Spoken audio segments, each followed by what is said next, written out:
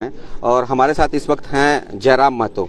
जयराम महतो की अगर हम बात करें तो जयराम महतो ने जिस तरीके से संघर्ष करके जो झारखंडी भाषा की बात कहें तो उसको संघर्ष को लेकर इन्हें काफ़ी लड़ाई लड़ी और पहली बार जो है चुनावी मैदान में आए थे और चुनावी मैदान में आने पर जिस तरीके से जनता ने इनको मैंडेट दिया है वो काफ़ी अच्छा है, काफ़ी सराहनीय है। तो जयराम महतो से ही जुड़ते हैं और जानने की कोशिश करते हैं। जयराम जी, जिस तरीके से जनता ने जो आपके ऊपर प्यार दर्शाया है, क्या कहेंगे आप? बिल्कुल, बहुत ही शानदार जनादेश है। इस जनादेश का स्वीकार करते हैं, सम्मान करते हैं और निस्संदेह भले हम लोग पिछड़ रहे हैं लेकिन हम अपने समर्थकों को यही कहेंगे, जनादेश को स्वीकार कीजिए और अपने प्रदर्शन पर गर्व कीजिए, क्योंकि आज शायद 21वीं सदी के भारत के इतिहास में होगा जो लोकतांत्रिक व्यवस्था में कोई युवा इस प्रकार से चुनाव लड़े होंगे। आज हालांकि इंटरनेट में सारी चीज़ें अपलोड हो चुकी है लेकिन यहाँ काउंटिंग का अनाउंसमेंट लेट से हो रहा है, लेकिन ओवरऑल हम लोग 3.5 लाख की वोटों को क्रॉस कर चुके हैं। तो ये बहुत बड़ी उपलब्धि है। हालांकि हम लोग जीत को लेकर आश्वस्त हैं और उम्मीद थी कि हम लोग 4.25 लाख 4.5 लाख वोट लेकर आएंगे और जीतेंगे, लेकिन कुछ चीज़ें जिन पर हम लोग एनालिसिस किए थे उनमें शायद हम लोग सटीक बैठ नहीं पाए। पहला चुनाव था, लेकिन ओवरऑल हमें अपने प्रदर्शन पे गर्व है और हमारे समर्थकों को भी इस प्रदर्शन पे गर्व करना चाहिए। और आपके जो भी और प्रत्याशी थे विभिन्न लोकसभा क्षेत्रों में अच्छा वोट लें। संजय मेहता भी देख रहे 1 लाख, अभी काउंटिंग चली रही है, 1 लाख वोट लेकर आए हैं। तो कहीं ना कहीं आज हमारी पार्टी का ही, हमारे संगठन का ही, हमारी विचारधारा को जीत हुई है। आज संजय मेहता जैसे शख्स भी हजारीबाग में 1 लाख वोट लेकर आ रहे हैं, देवेंद्र नाथ महतो भी लाखों वोट लेकर आ रहे हैं। तो ये हम लोग के लिए उपलब्धि है। क्या लगता है जयराम, जिस तरीके से जो जनता का जनादेश आया है झारखंड में, जो 14 सीटों पर जनादेश दिख रहा है, जो अभी रुझान दिख रहा है, क्या कहेंगे इसको? देखिए, जनता के जनादेश का सम्मान करते हैं और जो भी परिणाम आएगा वो पूरा राज्य स्वीकार करेगा, सभी पार्टी स्वीकार करेंगे, सभी समर्थक स्वीकार करेंगे। देश के परिप्रेक्ष्य में जो रिजल्ट जा रहा है, जो रुझान दिख रहा है आपको, जो 400 पार का नारा बोला जा रहा था और जो अभी करंट जो रुझान आपको दिख रहा है, आप भी लगातार देख रहे होंगे, इस पर आपकी क्या राय है, क्या कहेंगे आप? देखिए, अभी तक तो हम नहीं देख पाए हैं क्योंकि हम भी अपने काउंटिंग को लेकर बिजी थे, लेकिन आपसे ही जानना चाहेंगे क्या रुझान है अभी देश का माहौल क्या? एनडीए को बढ़त दिखाया जा रहा है, लगभग 300 सीटों पर दिखाया जा रहा है एनडीए को।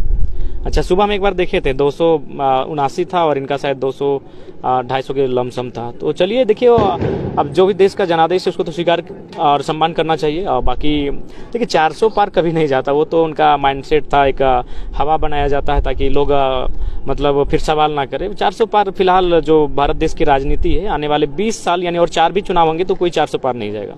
तो क्या लगता है कि आने वाला जो भी चुनाव है, जिस तरीके से नरेंद्र मोदी अपने जो भी चीजें उन्होंने किया है अपने देश में, उसको लेकर जनता ने क्या इस बार स्वीकारा है उनको कि फिर नकार दिया, क्योंकि सीटें कम हुई हैं, भाजपा की जो सीटें थी? सबसे पहला बात है कि आप सीटों पे मत जाइए। मैं बार बार कहता हूं कि जो प्रधानमंत्री का भी चुनाव होता है वो राष्ट्रपति के तर्ज पे होना चाहिए। कितने लोग आपको पसंद करते हैं? सबसे पहला बात देखिए कि अगर मान के चलिए 100 लोगों ने वोट किया तो ठीक है, आप जीत गए, मायने नहीं है, लेकिन आप अगर 25% वोट लाके जीतते हैं तो फिर सोच लीजिए 75% लोग आपको नहीं चाहते हैं। तो मेरा ये मानना है कि ये पद्धति में भी सुधार होना चाहिए। जिस प्रकार हम राष्ट्रपति के चुनाव जब हम होता है तो उसमें क्या शर्त होता है कि जो आधे से ज्यादा वोट लेकर आएगा वो राष्ट्रपति बनेंगे। उसमें वोटों का प्रायोरिटी होता है, first choice, second choice, third choice. तो ठीक उसी प्रकार हमें लगता है कि भले देश जो भी प्रधानमंत्री बने, जो भी सरकार बनाए, लेकिन इसका मतलब ये नहीं कि जनता ने आपको सब स्वीकार किया। तो पिछली बार उनका 38 या 37 था, 31 था। तो मतलब ये है कि ज्यादा लोगों ने, उस भीड़ में से ज्यादा लोगों ने आपको पसंद किया, लेकिन मैक्सिमम लोगों ने पसंद नहीं किया। खैर, जो भी है, देश का जो जनादेश आया है और जो देश का लोकतांत्रिक व्यवस्था है उसको स्वीकार करना है। लेकिन हाँ, यही कहेंगे कि जो भी लोग सरकार में आएंगे कम से कम उनको मुद्दों पर काम करना चाहिए। अभी बेरोजगारी विषय है, महंगाई विषय है, और जो एक अमीरी और गरीबी के बीच जो खाई बन रही है वो एक विषय है, और पर्यावरण आज विषय बन के रहा है, प्रदूषण विषय बन रहा है। तो इन सब चीज़ों पे वो काम करे।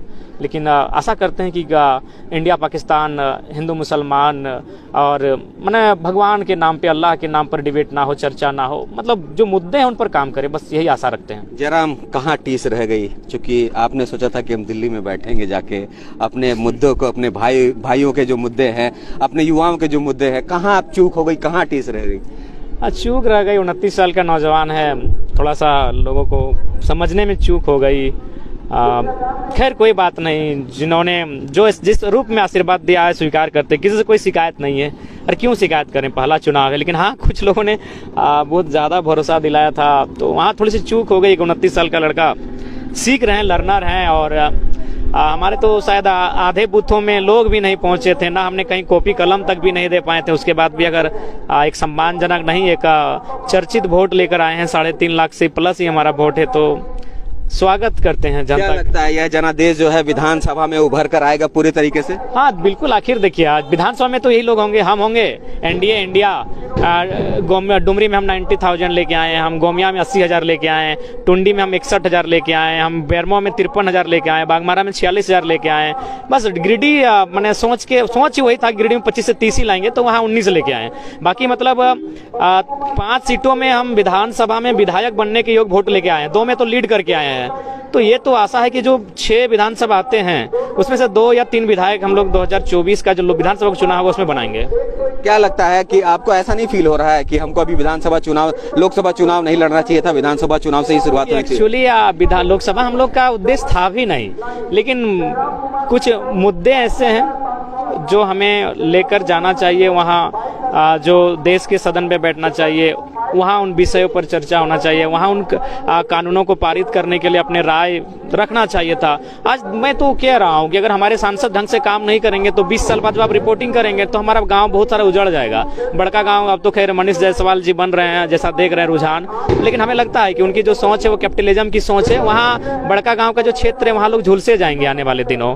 और अगर हमारे सांसद अगर मर्यादित होकर सदन में बातों को नहीं रखेंगे तो हमें लगता है झारखंड में बहुत सारे लोगों के साथ अन्याय और जुल्म होगा, ये गारंटेड है। तो देखिए, ये थे जयराम महतो, पहली बार लोकसभा चुनाव में आए और बहुत अच्छा इनको जनादेश मिला है। और इस जनादेश को जो है, जैसा जयराम महतो ने कहा कि विधानसभा, आने वाले विधानसभा चुनाव में जिस तरीके से ये जनादेश हमें जनता ने दिया है, निश्चित तौर पर जो है विधानसभा में हम अच्छे प्रदर्शन हमारा रहेगा, हमारे लोगों का और हमारी पार्टी का अच्छा प्रदर्शन रहेगा। मैं नीरज, सहयोगी।